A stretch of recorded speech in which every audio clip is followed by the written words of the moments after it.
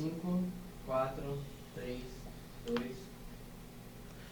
Bem-vindo, bem-vinda, vocês que estão acompanhando e gostando, que eu estou recebendo já algumas notícias de vocês, tá certo? Alguns comentários.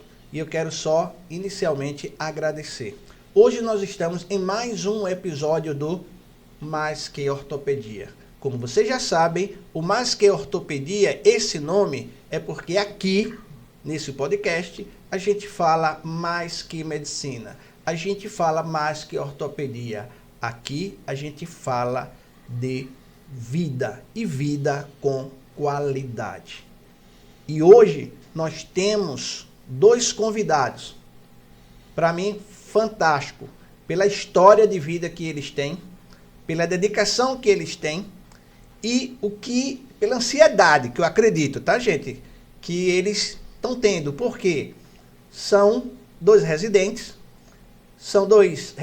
do R3. Para vocês que não sabem, é o último ano.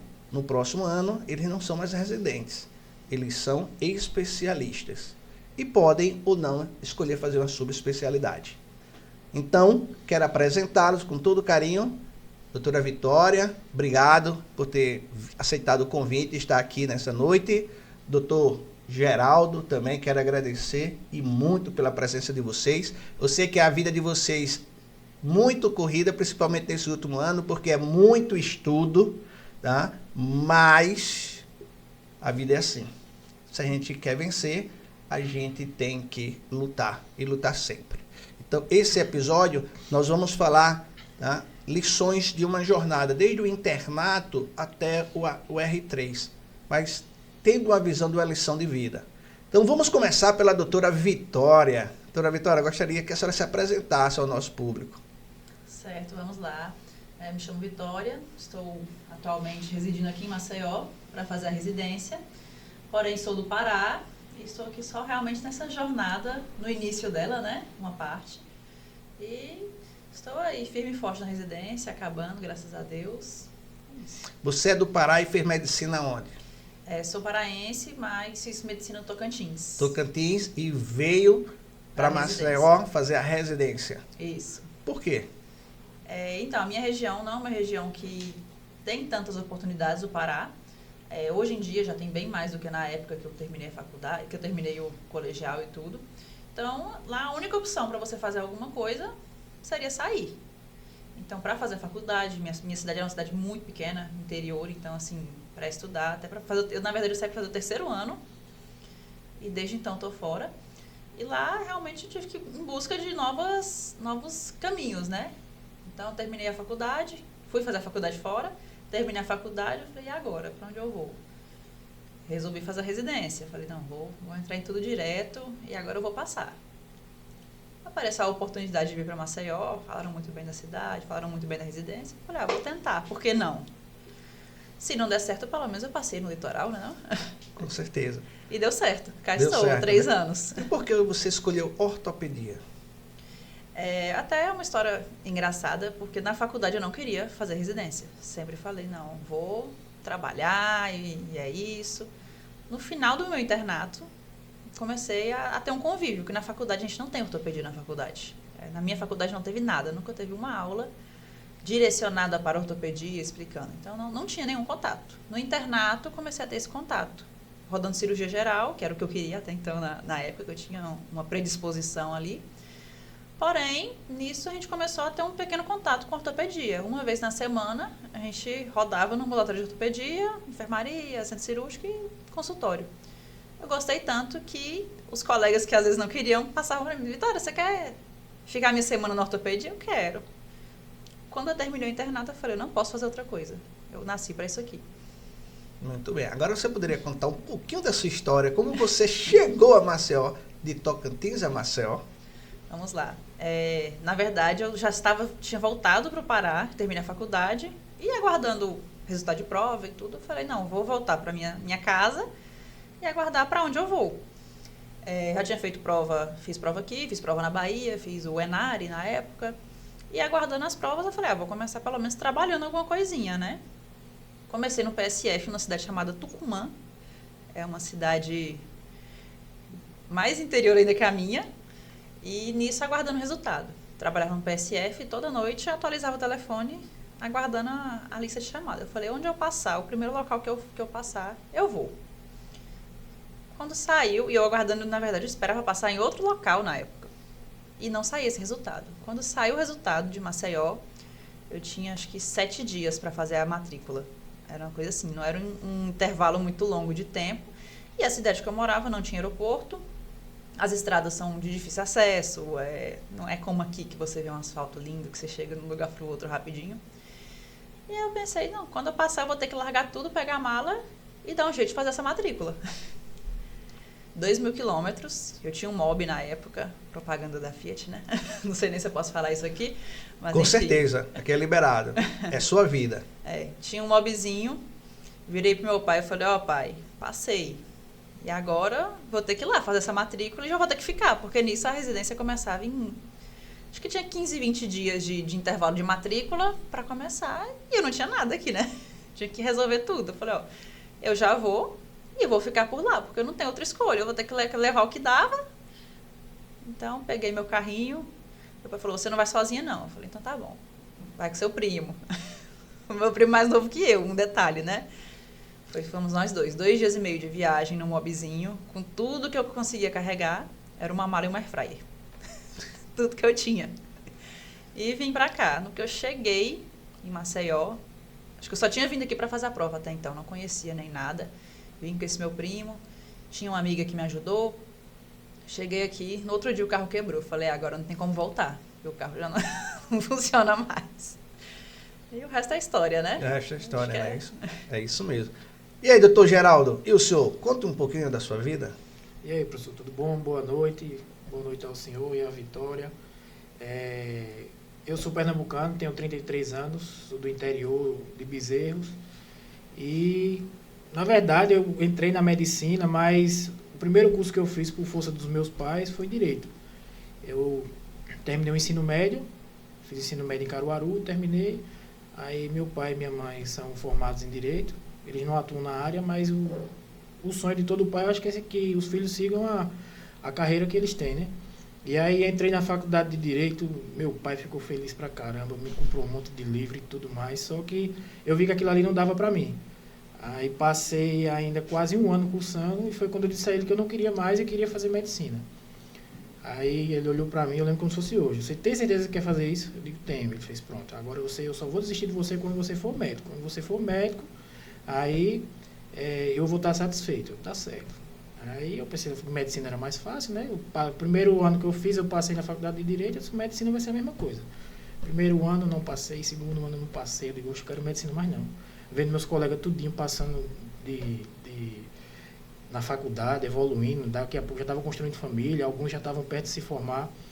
Aí eu voltei pro meu pai e disse, pai, eu quero fazer Direito de novo. Ele disse, não, lembra que eu disse a você que você só ia passar, eu só ia ficar quieto quando você se formasse em medicina? Você agora só vai parar quando você entrar na faculdade de medicina e se formar. Aí dito e feito. Aí quando vim morar aqui em Maceió, morando com a minha madrinha, aí quando foi em 2014, eu fiz o vestibular e passei.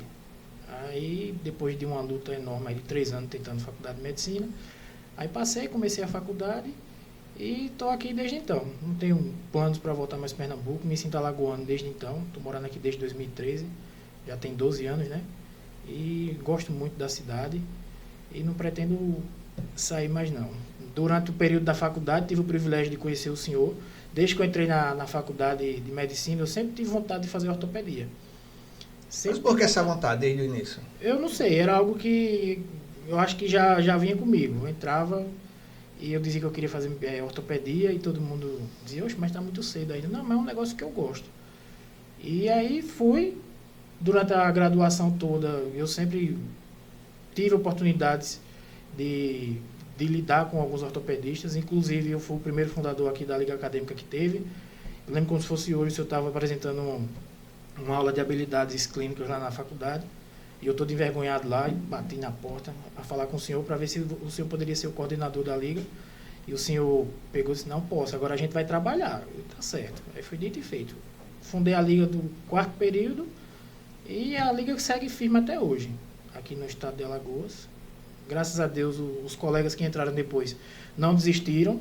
E essa liga, inclusive, vem trazendo ortopedistas, já tem ortopedistas formados. Tem o Fernando Paz, tem a Clarissa Menezes, tá fazendo ortopedia eu. Tem o Antônio já, né? O Antônio também terminou, o Arthur Lineker também terminou. Lineker. Essa liga, ela tá rendendo bons ortopedistas por aí. E tô aqui, tô doido que termine logo esse R3, porque eu gostava de ortopedia, só que eu não sabia que ortopedia era tão difícil. E é difícil? É demais. Todo mundo fala que é fácil, que não precisa estudar muito. Só fala quem faz que é ortopedia quem não conhece, porque de fato quem conhece sabe o rojão que é, a rotina pesada. O meu R1 foi o pior ano da minha vida. Eu falo isso para todo mundo abertamente, inclusive para os colegas que entram. Eu digo, olha, é o ano que você vai sofrer, você vai ser o primeiro a chegar no hospital, o último a sair, vai trabalhar de domingo a domingo, mas esse ano passa. E quando vira a chavezinha para o R2, aí é só alegria. Só alegria. E agora eu estou sofrendo de novo com a ansiedade da prova da SBOT, né? Vamos lá, vamos chegar lá. Doutora Vitória, me diga uma coisa, qual foi o seu maior desafio, justamente quando você começou encarando a ortopedia R1? Me conta aí. Então, acho que o meu maior desafio é que quando eu entrei, além de eu estar aprendendo a ser residente, eu estava aprendendo a ser médica, porque eu entrei direto. Eu trabalhei 2 meses, para falar que não fiquei parada, mas eu terminei a faculdade e já entrei direto na residência. Então, eu não sabia como funcionava ser um médico, e tipo, o Geraldo já sabia, tanto que eu virei para ele no primeiro dia de residência, eu falei, é o seguinte, você vai ter que me ajudar, porque eu não sei o que fazer. Eu estava acostumada com a rotina no internato, que era aquela coisa mais leve, que era não te prepara, mas não é aquela coisa, agora é sua vez, toma seu carimbo. Então, para mim foi muito difícil conciliar, porque além de eu estar aprendendo a ser residente, eu nunca tinha tido uma experiência de ser médica, de ter essa responsabilidade na minha mão. Até então eu não tinha isso. Então, acho que foi o que eu tive mais dificuldade, foi essa questão, que era tudo muito novo, era tudo muito... Eu imagino que quando a pessoa forma e vai trabalhar 1 ano, como os colegas fazem, dá aquele frio na barriga. E aí eu já tinha esse frio na barriga de eu acabei de formar. E ainda tinha a questão de estar sendo R1 de ortopedia. Juntou as duas coisas, que acho que são situações muito complexas em uma só. Então, acho que foi a maior dificuldade que eu tive, assim, no início. Eu me lembrando também, assim, na minha carreira foi assim. Assim que eu saí da faculdade, entrei logo na residência. E aí você tem aquele impacto mesmo. Você chega assim, aí te dão lá um carimbo, CRM... Agora você tem que carimbar. A responsabilidade é sua. E ao mesmo tempo, você não é 100% responsável porque você é residente. Porque você é residente. E qualquer coisa, tem um preceptor que vai chegar e dizer, você é burro. Na minha época era pior, tá, gente? Hoje tá tudo mais light, não sei de quê. Na minha época, não. Na minha época, se a gente faltasse uma vírgulazinha ali, ó, o ouvido, ó, ia estourar. Eu tô cansado. Até hoje eu me lembro de um preceptor que dizia, o que é que você faz depois de meia-noite? Eu doido para responder e ficava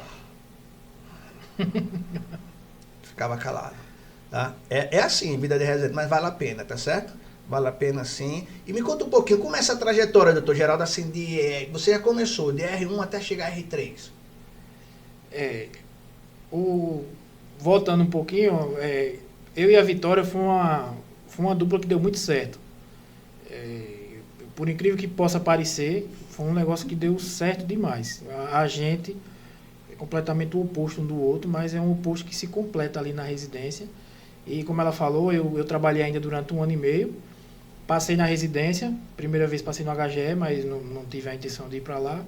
Caí no conto do vigário, trabalhar mais 1 ano para juntar dinheiro. Trabalhei mais 1 ano, me estressei e não juntei dinheiro. E aí, quando foi no 2º ano, aí eu tive a oportunidade... Me desculpa, ó, gente, é só uma coisa, tá? Repete isso aí, do dinheiro, se estressou e não ganhou. Trabalhei mais 1 ano, me estressei bastante e não ganhei o dinheiro. Tá, gente? Porque todo mundo pensa que médico vai trabalhar, é uma vida fácil, mas na realidade não é. É estressante. Estressante não é só porque vai atender paciente, não, tá? É porque você vive dentro de um sistema. E aí todo mundo lá fora pensa que a gente ganha. Na realidade, a gente rala e rala muito. Pode continuar, Geraldo, desculpa. E aí, quando eu fiz a 2ª vez a prova, aí apareceu o Veredas. O Veredas foi minha casa desde a faculdade, porque o nosso hospital escolar era o Veredas, eu já tinha oportunidade lá, eu digo, eu vou fazer o Veredas e seja o que for. Você arrependeu? Não, de maneira nenhuma. Não me arrependo nem um pouco.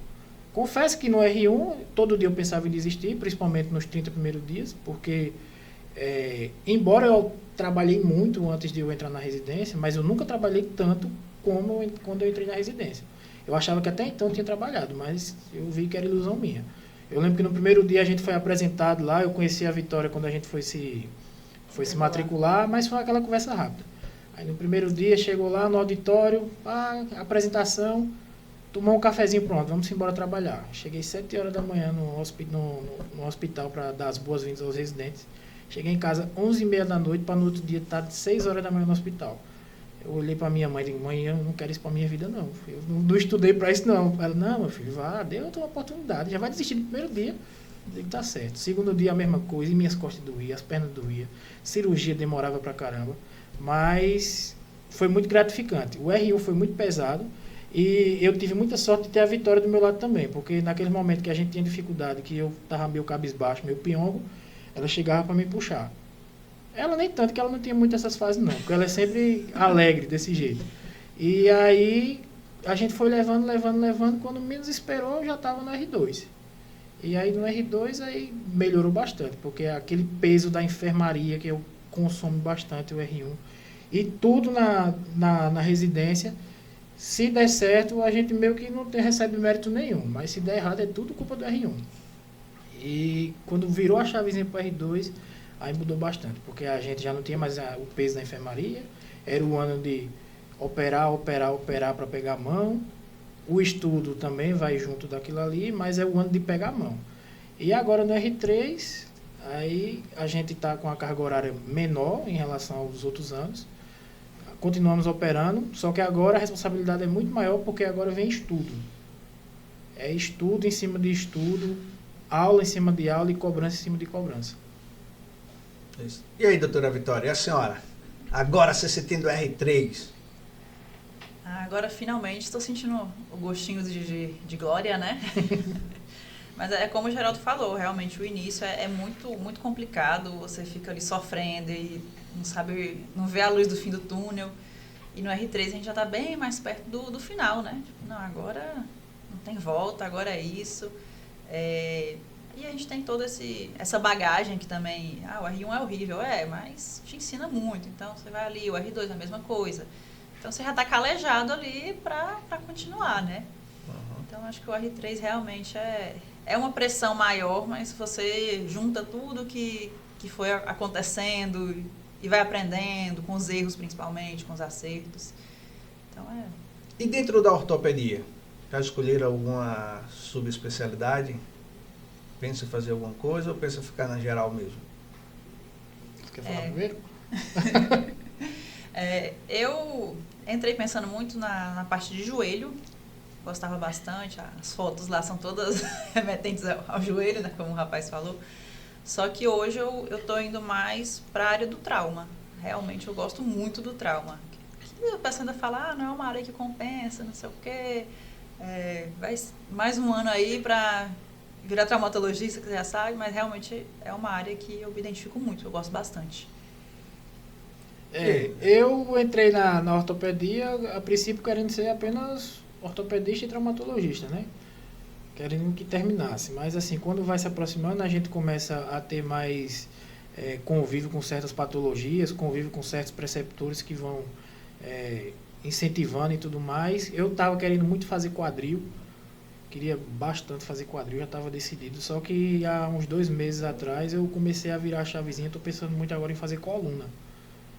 Aí estou correndo atrás, conversando com os colegas para poder ver. A gente está tendo agora uma teoria maior de coluna, é algo que está despertando o meu olhar. E até porque na ortopedia, acho que cerca de 80% dos pacientes que a gente está tendo no consultório é tudo coluna, e é algo que foi me incentivando a estudar e eu estou gostando bastante do assunto, estou pensando em fazer coluna.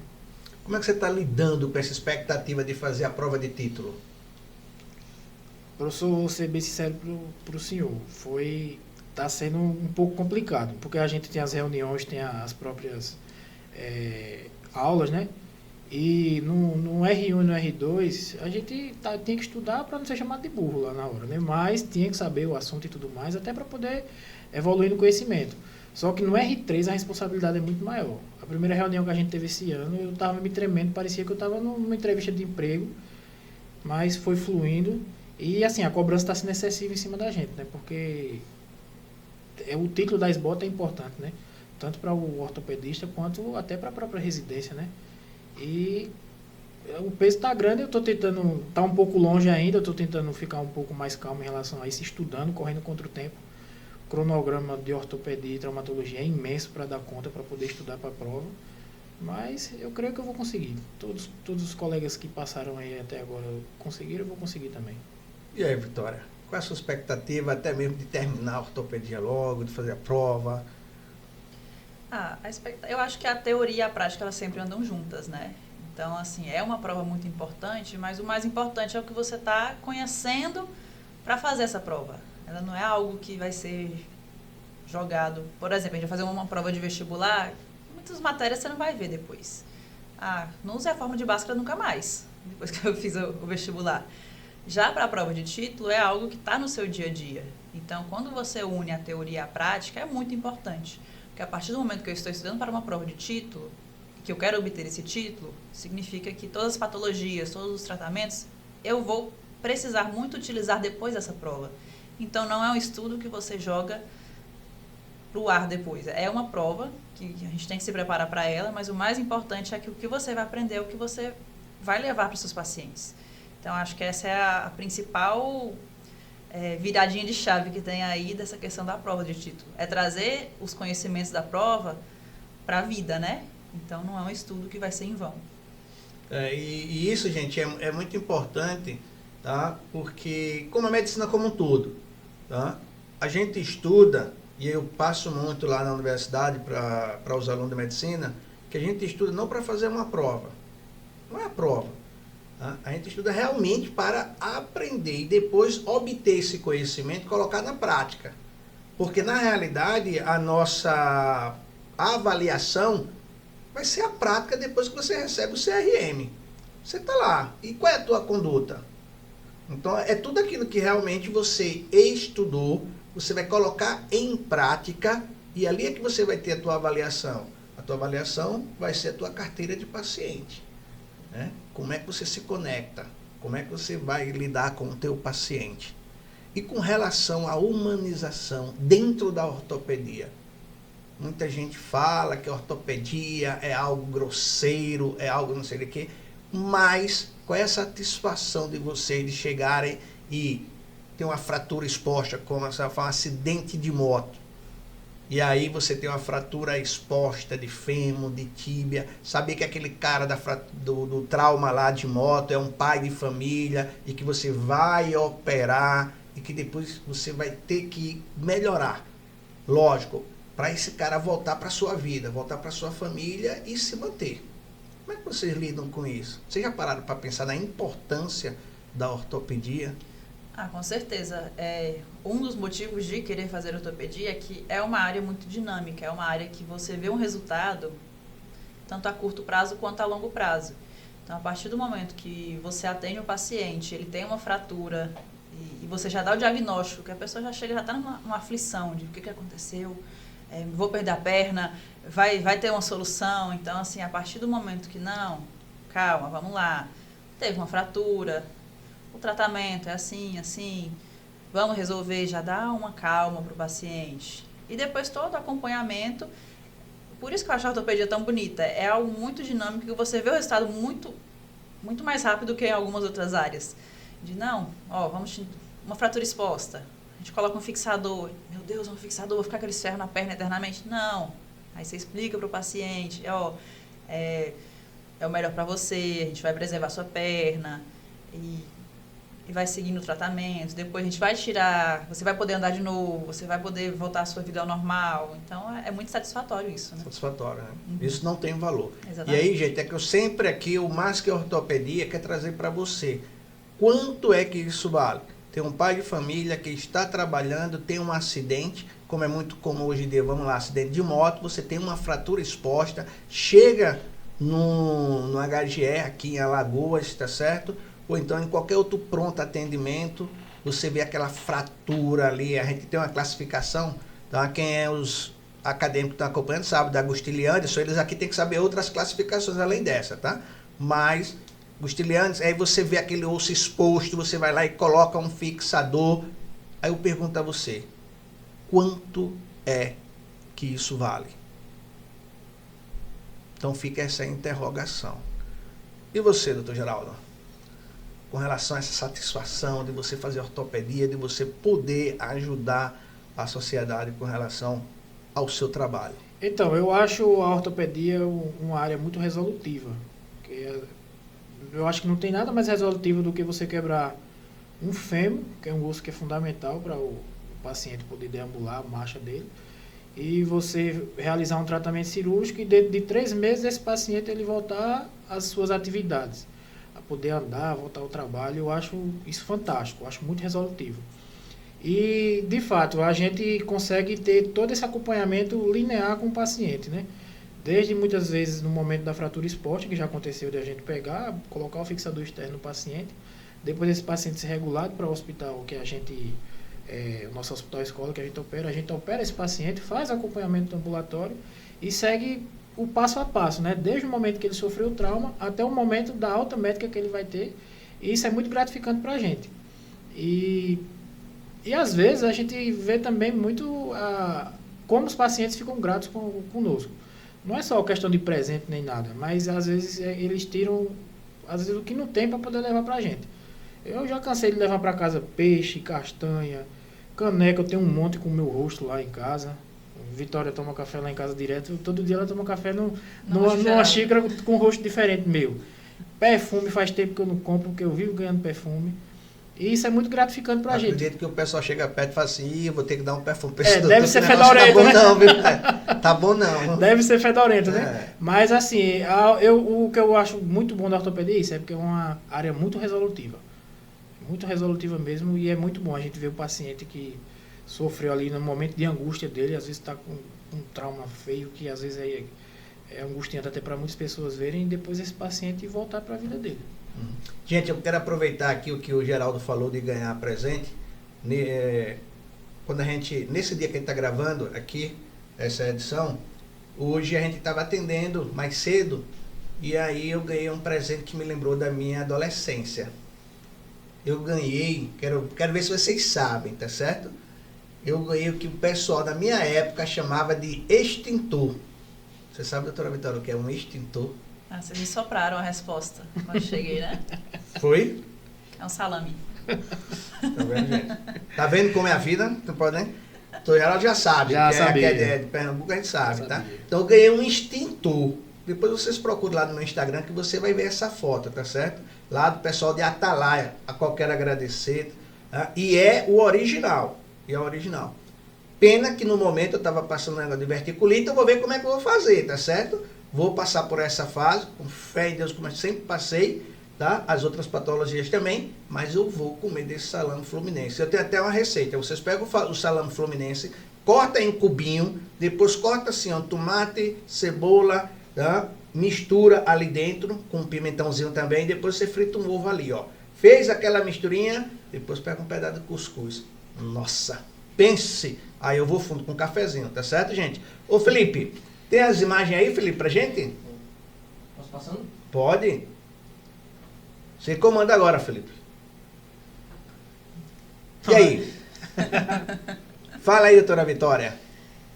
Essa imagem é bem do comecinho da residência, né? Na verdade foi no final do R1 pro R2, mas assim, uma das primeiras cirurgias. A satisfação de passar um parafuso numa placa, né? É até bom de ver, relembrar as coisas, né? Que a gente... Era uma empolgação, uma coisa assim, nossa, e agora a incisão, como é que faz? E agora a gente já tem uma naturalidade maior com isso, né? Uhum. E normalmente, gente, muita gente pode passar, tá tirando a foto. Não, é porque para dar aquele estímulo, como foi falado aqui, que o R1 é pesado, que só a beleza, você tem cobrança, você tem que passar tanto para medicar lá na enfermaria, como também você tem que resolver toda a parte burocrática de AIH, de exame, de tudo. Então, quando é o último parafuso, aí a pessoa deixa colocar para que a pessoa possa se sentir feliz, entendeu? É isso que acontece. Então, quando está terminando, não é que... bota aqui para você se sentir ortopedista já, entendeu? Vamos lá, Filipão. Doutor Geraldo. Aí tô numa beca danada. Essa foto aí não é muito antiga não, foi semana passada, uma fratura de clavícula que eu fiz. E um negócio que é muito gratificante na residência É porque eu olhando para essa foto agora, eu jamais imaginaria que há 2 anos atrás eu faria uma incisão, alinharia os ossos, colocaria uma placa, o parafuso. Eu jamais imaginaria fazer uma cirurgia dessa sozinha. E quando eu vejo uma foto dessa hoje, eu fico bastante feliz. Fico muito agradecido também aos preceptores que sempre estão lá me supervisionando. E é isso. A palavra para essa foto é orgulho. Eu tenho orgulho de mim. Certo? Veja só, veja a carreira tirei. toda, veja tudo Foi. que foi realmente, tá certo, gente? Veja a história que ele falou até chegar neste momento. A carreira, a trajetória, que nada foi fácil, tá certo? E é sempre bom falar aqui, enfatizar, que toda vez que entra, normalmente entra um R+, um R3, um R2, um R1, tá? E sempre tem a supervisão de um preceptor. Nunca estão sozinhos. Fica essa dica, tá, gente? Para o pessoal não ficar pensando, tá operando. Não, tem a supervisão. E no nosso caso, que a gente conhece, a gente tem um grande traumatologista, que é o Dr. Fernando Bastos. Bastos. Sou grande mestre. Tá? Então vamos lá, Felipão. Próxima. Aí é a equipe. Gostaria de mostrar aqui. Fala aí, Geraldo. Quem são? Rapaz, isso aí foi uma bronca danada que eu peguei, viu, professor? E foi aí onde eu vi que, de fato, eu estou me tornando um ortopedista. Sou eu aqui no meio. Eu não tô tão gordo feito tá nessa foto, já é porque eu tô com capote de chumbo, viu? Inclusive eu postei essa foto aí, minha mãe, você precisa fazer uma dieta. Eu disse, calma, eu tô fazendo, mas é porque eu tô com capote de chumbo. Tá o meu primo ali, Antero, que inclusive já veio aqui no podcast do senhor, e essa aqui é a instrumentadora Leila. Isso aí foi uma luxação transescafo perissemilunar. Como é o nome? Uma luxação transescafo perissemilunar. O paciente ele teve uma luxação dos ossos do carpo, juntamente com uma fratura do escafoide. E eu peguei assim, rapaz, como é que danado eu vou fazer isso aqui? Aí falei com os preceptores. Até duvidei da minha capacidade técnica de fazer isso. Não, você consegue, pô, vamos lá. Aí fui lá, consegui reduzir, passei os fios e ficou lá. Esse paciente ele não vai precisar mais fazer tratamento cirúrgico definitivo, porque a urgência que a gente pegou, eu e o Antero, a gente conseguiu solucionar e esse paciente recebeu alta e vai ficar fazendo acompanhamento conosco agora. Vamos lá, Felipão. Tem outra? Doutora Vitória, traumatologista.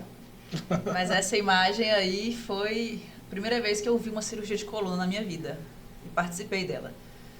Então, assim, foi muito interessante, porque, como eu falei, eu não tive esse contato antes, nunca tinha visto uma cirurgia de coluna nem de longe. E eu tive essa oportunidade que o Dr. Rodrigo foi operar lá no Veredas e solicitou um residente. Eu era R2. E aí foi a primeira vez que eu vi uma coluna ali na minha frente. Nunca imaginei. Eu falei, me senti numa série, no Grey's Anatomy. Pensei, cara, só vi isso em filme, uma coisa assim, de alta complexidade. E agora eu tô aqui. E a sensação? Aquela... Nossa, agora eu entendi porque que os neurologistas sentem Deus, né? Tem próxima, Felipe? E aí, Geraldo? Aí sou eu novamente, né? Essa daí foi Sai no recente. final. Essa foi recente também. Fiz Ontem. Foi ontem, inclusive. E eu gosto de ver, principalmente o acompanhamento, a evolução minha e da Vitória. Isso aí foi um paciente que teve uma fratura de patela. E eu, obviamente, já tinha feito uma cirurgia dessa antes, já tinha feito algumas antes. Mas a gente vê como a evolução da gente é importante. A gente vai alinhando a teoria, a prática e a mão de a gente ficar fazendo muita cirurgia dessa. Foi uma cirurgia que eu acho que eu terminei em 30 minutos. Algo que já passou de 1 hora e meia fazendo isso antes, entendeu? A curva de aprendizado. A curva de aprendizado é muito boa, acrescente. E outra coisa, o raio-x às vezes engana muito. A gente olha a fratura no raio-x, quando a gente abre, aí vê que não é daquela maneira que às vezes a gente tinha planejado. E ontem foi quando eu tive um gostinho também de ver como a gente está evoluindo, porque eu tinha planejado de fazer uma coisa, quando entrei, fiz essa coisa associada com outra para poder ficar tudo certinho. E o preceptor lá do lado. E o preceptor do lado. Dizer, não, eu tô gostando da sua ideia. Essa não bote não, que essa aqui é meio burra. Mas foi levando e foi dando certo e deu certo. Se foi uma cirurgia bacana, eu gostei de fazer. Aqui tá o Hugo, nosso instrumentador aí. Eu digo que é o nosso R10, porque ele sabe muito, muito mesmo. Muitas das vezes a cirurgia acontece muito por ele. Como ele tem a vivência de 18 anos já na instrumentação cirúrgica, só de ortopedia. Então, ele sabe muita coisa que eu não sei. Ele tem umas manhas que eu não vou saber. É claro que às vezes aquele parafuso que eu vou apertar ali, ele não sabe porque primeiro eu vou apertar ali, mas ele tem as manhas ali que é para que a cirurgia corra bem. Você falando nisso, eu gosto disso porque eu vou resgatando, sabe, lá atrás. Lá na minha época de residente, aí a gente tinha também, justamente a gente entrava com o preceptor, né, e tinha sempre a dupla. Aí eu sempre escolhia o Manuel. Então, o Manuel era um instrumentador e era um técnico de imobilização, que eu acompanhei ele muito tempo, até de acadêmico lá no Hospital Geral do Estado, né, no HGE. E ele também era de lá, do hospital. E aí ninguém entendia. Por que toda vez... vamos fazer, a doutora Euxia reunir e dizer, ali a gente tem mais salas, tá, lá no centro cirúrgico, vai ficar quem? Eu digo, vou ficar com o Manuel. Então, por que você só fica com o Manuel? Que ele não escolhe nem um preceptor, nem outro. Na realidade, aí uma velha, eu estava fratura de braço, tá? De antebraço. Lá do rádio para reduzir e aquele negócio tudo, não sei o que, ele pegou e fez. Doutor, posso? Ele disse, vai, Manuel. Aí ele, rapidinho reduziu, botou a placa. Aí ele fez, assim é fácil operar, né, doutor? Aí eu peguei e disse, agora me diga, por que de um lado eu tenho que pegar 6 cortical e da outra também, no mínimo 6 cortical? Por quê? Ele fez, aí é com o senhor, né? Se o senhor não souber nem disso, não dá para ser ortopedista, né, velho? Então, assim, quando você tem uma equipe, tá? Eu sempre digo, não é equipe, você tem que ter uma equipe, porque o instrumentador, ele é fundamental. Se ele souber cada passo a passo, normalmente, como você falou, ele tem muito mais experiência, vivência, já passou por várias equipes. E quando você traz ele e você se conecta, sai tudo mais tranquilo. E aí você termina na cirurgia e todo mundo tem que pensar, estão com brincadeira. Não, isso aqui é uma foto onde você fica contente. Por quê? Porque o objetivo foi realizado.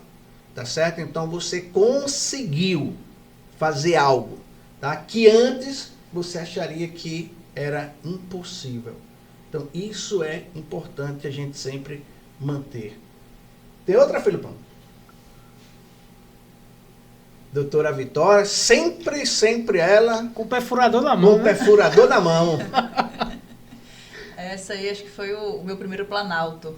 Como eu falei, eu estava na onda do joelho, né? Então, sempre que tem alguma cirurgia de joelho, me interessa ali a fazer. Aí essa aí, como a gente falou, a gente já vê a evolução, né? Essa aí já foi uma foto mais recente, então é muito legal da gente ver, acompanhar uma cirurgia que antes era algo que a gente realmente considerava impossível ali, nossa, não, jamais seria possível de conseguir, e você fazer, e o princípio elogiar, falar, nossa, ficou muito bom, quem é que fez essa aqui? Então você fica orgulhoso de si, né? Nossa. E aí, Filipão? Aí é onde o ortopedista fica feliz. Feliz entre aspas, né? Você tá lá no plantão, aí chega um paciente que sofreu um trauma de moto, que já normalmente é moto. Quando você olha, tá lá, uma fratura exposta. E aí você vai levá-lo pro centro cirúrgico, abre, lava, coloca os ferrinhos. Quando vê o raio-x de controle, fica todo contente. Dá pra ver pela minha cara ali, né? Esse aí foi um fixador que eu também nunca havia feito. E a gente vai vendo, né? A curva de aprendizado sempre com os colegas do lado, os preceptores ensinando, mostrando como deve ser feito. E é isso. O famoso fixador externo. Tá, isso aí é bom, porque isso aí a gente pega bastante quando a gente está numa porta, né? Porta de entrada, porta de emergência, que tem esses acidentes muito. E aí muitas vezes a gente coloca isso aí pode salvar uma vida, porque você vai fazer uma contenção de dano. Sim, sim. Você faz e depois de 10, 14 dias, não é isso mesmo? Aí você pode converter até para uma outra cirurgia. Isso. Mas definitivo. Isso aí pode salvar uma vida. E aí, Filipão? Doutora Vitória. Aí, ó, foi uma... Dessa vez ela tá sem perfurador, tinha né, acabado. Ela já tinha tava perfurado no final, já. Já tinha perfurado, já estava no final, nos finalmente aí na hora da sutura, né? Já encerrando a cirurgia, o momento de fazer o marketing, de tirar foto bonita, fazendo um ponto. Mas essa aí foi uma... Acho que é tornozelo, né? Fratura de tornozelo bimaleolar. Foi, né? Então isso é gratificante. Cada vez que eu olho para vocês assim, eu me lembro, lá naquela época eu operava muito trauma, entendeu? Me dá um orgulho mesmo da ortopedia, porque como você falou, o resultado é breve. Você vê depois o cara andando, você vê não sei o que, aquela fratura que você olha cominutiva, cheia de fragmento, tudo. Aí você sai montando que nem um quebra-cabeça. E depois quando você vê o resultado, aí você fala, nossa, valeu. Não é só cirurgião não, tá? Neurocirurgião que senta não. Às vezes a gente olha assim e diz, caramba, eu sou. O resto vocês imaginam. Vai, passa aí, Felipe.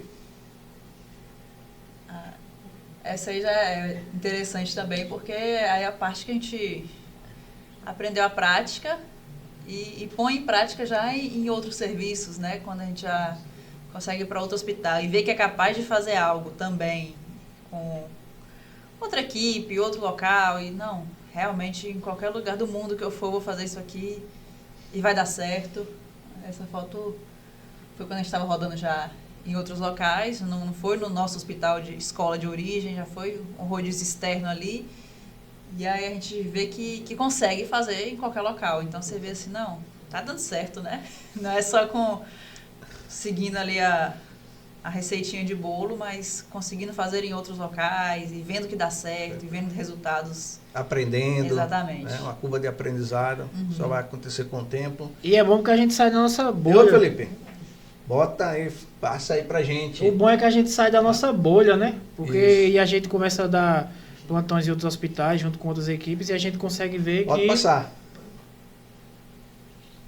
Rapaz, eu queria falar daquela, que Pode ela foi tão passar. boa, que ele falou Foi? que foi tão difícil de eu fazer. O senhor passou assim, nem ligou. Então volta lá, volta lá. E aí? Essa daí eu acho que foi o meu maior orgulho até agora, né, na cirurgia. Foi um paciente que teve uma lesão de anel pélvico, o famoso livro aberto. Estava com estabilidade hemodinâmica e foi puramente por conta da pelve dele que estava aberta. Então levei para o bloco, coloquei o fixador externo ali. Depois disso a pressão dele normalizou, ficou tudo sossegado. E na fluoroscopia ali a gente consegue ver que fechou. Que fechou a síntese pública, né? Pública. E isso na realidade é muito importante, tá, gente? Ali é contenção de dano, mas às vezes aí salva, esse daí salva uma vida, porque você tem essa fratura em livre aberta é quando a síntese pública ela fica totalmente aberta. E aí para isso acontecer você tem uma lesão do ligamento posterior, né, sacroiliaco, que sangra muito. E se você abrir, ele vai continuar sangrando até o paciente entrar numa instabilidade hemodinâmica e chegar a óbito. E aí você pode resolver sem abrir, colocando um fixador externo, ou se você tiver mesmo uma plaquinha, você pode colocar. Mas normalmente coloca-se numa urgência o fixador externo, você fecha ali a bacia e por questões físicas mesmo lá no sangue lá dentro, aí você vai e ele faz uma coagulação desses vasos e para de sangrar e o paciente volta a ficar estável, hemodinamicamente falando. Vamos lá, Felipe. Pode passar, Felipão. Você vai dar surutando também. Essa já foi. Pode passar. Essa aí não, essa não pode passar não. Essa aí... Diga aí.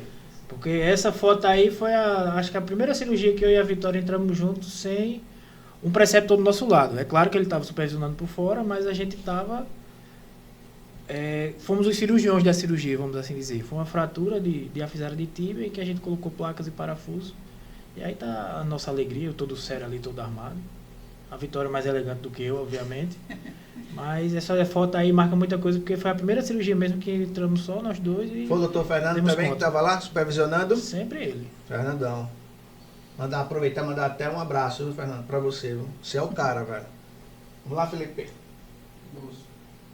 Isso. Então, pessoal, na realidade, a gente trouxe teoria, a gente trouxe aqui também o passo a passo até você chegar nisso. Tá certo? E, mais uma vez eu friso, tudo isso aqui você tenha um preceptor, tá te orientando. Você sabe qual é a cirurgia que você vai fazer. Então você estuda. Tem livros e livros ali falando via de acesso. Você aprende e depois você vai colocar na prática. Tá? Com toda responsabilidade. Isso é que o serviço prega. Agora, depois de tudo isso, qual é a mensagem que você quer passar para um acadêmico que está finalizando medicina sobre ortopedia? Então, se o acadêmico ele for um entusiasta da ortopedia, como eu sempre fui desde o início da faculdade, não desista. É uma área que eu estou super satisfeito em fazer. Não me vejo fazendo outra coisa hoje em dia que não ortopedia e traumatologia. Tem seus perrengues, obviamente o R1 é pesadíssimo, é muito pesado, vai ser o pior ano da vida da pessoa que entrar para fazer a residência, vai ser o R1 de ortopedia. O R2 é mais light, o R3 tem esse peso da prova. Mas é muito compensador. E é uma área que ninguém bota a mão, porque todo mundo tem medo de osso. Ninguém sabe interpretar uma radiografia, ver uma fratura, como a gente sabe. E tem a historinha que todo ortopedista é burro, quer esconder dinheiro do ortopedista, esconda dentro do livro, não sei o quê. Mas, na realidade, só a gente sabe o que a gente rala, o que a gente estuda. É a segunda maior literatura de medicina do mundo. E essas brincadeirinhas... Isso é que você falou, eu sofro também bullying, né? Que agora é bullying, né? Bullying, é. Eles chegam pra mim e ó, vou esconder dinheiro seu, vou estar dentro do livro. Eu digo, bote que com certeza eu vou achar. Porque isso é uma coisa que a gente faz no nosso dia a dia, de ortopedia, é estudar. E pense como a gente estuda. Só sabe quem está dentro. E a senhora, doutora Vitória? Acho que o recado que eu posso dar, assim, é que se é algo que você quer, faça acontecer. Porque, pra mim, desistir nunca foi uma opção. No R1, por isso eu brincar, a Vitória sempre foi ali, mas pra mim eu tava ali, tava sofrendo, mas assim, eu sabia o que eu queria. Hoje eu tô colhendo os frutos disso. Então, assim, não desista se é o que você quer. Óbvio, se vê que não se identifica, realmente procure outra coisa. Mas se quer, faça acontecer, porque vale a pena. Vale a pena, né? E aí eu gostaria de dizer também o seguinte, na minha época também R1 é sofrência, tá, gente? É sofrência. E a importância, como na vida, de você ter a união. Porque na minha época, quem era o R igual era o Daci, que é até de Aracaju. Então, quando você é um parceiro, tá? Onde você troca ideia, onde você ajuda um outro, fica mais fácil. Estou mentindo ou é verdade? Não, é pura verdade. Eu e Vitória, nesses 3 anos, a gente nunca brigou. Sério? Não teve nenhum desentendimento. Nunca. Muito bem. Apesar de que eu vou acreditar, porque eu com o Daci, ele tornou até meu compadre, tá? Por causa disso, que a gente fez uma parceria e fica mais fácil, tá? R1, ó, tu pode ir, tu dá para me ajudar? Dá, não se preocupa não, e a gente fica lá, né? Então é como tudo na vida, se você vai ter divisão, cada um vai pro seu lado e aí o serviço não vai andar, não vai dar liga. Quando você tem o R igual, que é parceiro, que te entende, você também entende, que você cede um pouquinho, que ele cede um pouquinho, aí a vitória vem. Né, doutora Vitória? Isso aí. Parecendo a senhora. Então, suas considerações finais, doutor Geraldo. Então, agradecer mais uma vez a oportunidade de estar aqui em relação a... Eu espero que os acadêmicos que estejam um pouco em dúvida sobre ortopedia, faça, não desista. Se for para desistir, desista antes do dia 1º de abril, porque dá oportunidade para outro colega entrar e não sobrecarregar o outro que vai ficar sozinho. E só faça realmente se você gostar, porque você tem que gostar. Se você não gostar, você vai se tornar um profissional frustrado. Então, se você quiser também ter uma vivência antes, como médico, foi importante para mim, me ajudou bastante durante a residência. Mas é isso. Sempre vai ter essa discussão, né? O que é melhor? É você terminar a residência e já entrar, ou terminar a medicina, né? A parte da academia e já entrar direto na residência, ou você passar um ano e depois você fazer residência? Então, mais uma vez, tá, gente? Cada um tem que fazer a sua E sua o bom escolha. foi porque aqui tivemos duas pessoas diferentes. Eu trabalhei durante 1 ano e meio, Vitória já emendou direto com a residência, né? Então a gente meio que sabe mais ou menos ela pode dar a opinião dela em relação a isso. Eu sou super a favor de trabalhar um pouquinho também na área da medicina, até porque eu passei 6 anos estudando para não esquecer tudo da medicina, embora tenha muita coisa que hoje eu não lembre mais. E, inclusive lá em casa a gente brinca porque minha mãe, tudo que ela vem agora com alguma coisa que não ligado à ortopedia, eu só entendo de osso. Pergunta a minha irmã, que ela agora que é a médica da família. Ela fica brava, rapaz, eu paguei 6 anos de faculdade para você não me passar um cachete. Eu digo, se não for da ortopedia, não é mais comigo. Aí ela não deixa bota comigo, para rir. bota para outro. Suas considerações finais, doutora Vitória. Agradecer também o espaço, né? O convite que o senhor fez para mim, para Geraldo. E acho que falamos... tem muito mais ainda a ser falado na ortopedia, na vida médica e afins, mas acho que deu para a gente exemplificar bem como é um pouquinho da rotina, os porquês que a gente está tentando, que está lutando para melhorias, tanto de carreira, a evolução do R1 ao R3, acho que deu para exemplificar bem tudo isso aqui hoje. Realmente só agradecer o espaço aqui. Então, na realidade, eu é que quero agradecer, tá certo? Doutora Vitória, doutor Geraldo, como o Geraldo já falou aqui, eu conheci, e foi ele realmente que encabeçou a Liga Laorte, né? E também incentivou, como vocês sabem, eu amo Pezinho Torto, a gente ficava até tarde lá na universidade, naquela sala de tutoria, estudando, e é uma liga que realmente vingou. Vocês têm que conhecer a ortopedia, gente. Tá? Muita gente tira brincadeira, faz bullying, tá? Mas quem começa a conhecer faz. Eu pensava que era outra coisa e começa a ficar apaixonado. Isso eu vivo do mesmo jeito com os acadêmicos que passam lá nas aulas práticas. Eles chegam tudo assustados e quando é depois, ele faz... Ortopedia, eu pensava que era uma coisa. Vocês pensavam o quê, gente? Então é mais uma coisa que serve. Muita gente fica falando, mas não entende. Quando a gente fala o que não entende, aí termina causando isso na população, de uma maneira geral. Tá? Cria aquela repercussão negativa. E quando você conhece, então é aquilo. Conheça primeiro, participe. Então isso vai ter uma lição de vida. Primeiro conheça, não vá só naquilo ouvir dizer, me disseram. Conheça e aí você faz a sua própria escolha. Então, na realidade, eu quero agradecer vocês dois, tá certo? E dizer que aqui vocês estão representando a nossa juventude.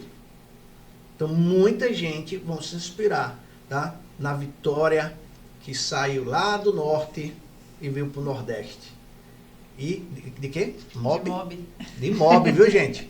Dirigindo? Dirigindo, tá certo? Veio para aqui, atrás de quê? Atrás do sonho dela. De quê? De ser ortopedista. Olha quanto foi difícil e ainda vai ser. Tá certo? Então, não é fácil. Você deixar a família, tá? Você vir para uma cidade que você não conhece, que você não tem parente, e você vem para estudar. Pense nisso. Doutor Geraldo também, vem de Bezerros, né? Pernambuco já é mais pertinho aqui de Alagoas. Então, vocês hoje estão representando a juventude. A nova geração. Eu sempre passo isso pro pessoal. O pessoal mais que tem mais idade, assim como... Apesar de que eu sou jovem, tá certo, gente? Mas ficam recentes. Ah, não, por que esse pessoal já... Não, calma. É eles. São vocês. Tá? Os protagonistas agora vão ser vocês. A gente tem que ficar na retaguarda. A gente tem que ficar no ensino, tem que passar experiência. Por quê? Porque já sofreu muito, já errou muito também. Então, eu sempre digo aqui, aquele cirurgião que diz que toda cirurgia deu certo, este é mentiroso. Este é mentiroso. Já dizia o meu mestre, Dr. Adailton Reis. Um bom ortopedista, um bom cirurgião é aquele que tem a complicação que qualquer procedimento, e mais uma vez eu digo, complicação é diferente de erro. Todo procedimento cirúrgico pode ter complicação. Aquele médico que diz que nunca teve uma complicação, corra. Só tem dois. Ou ele nunca fez, ou ele está mentindo. Um bom cirurgião, um bom ortopedista é aquele que tem as complicações e fica do lado do paciente.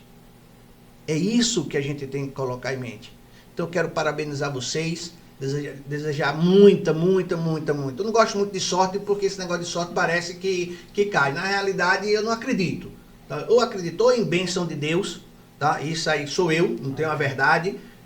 Ou por quê? Porque a gente rala pra caramba. Vocês deram exemplo hoje aqui. Vão continuar ralando. E vai ralar pro resto da vida estudando. Aí depois o cara vai dizer, pô, tu teve sorte.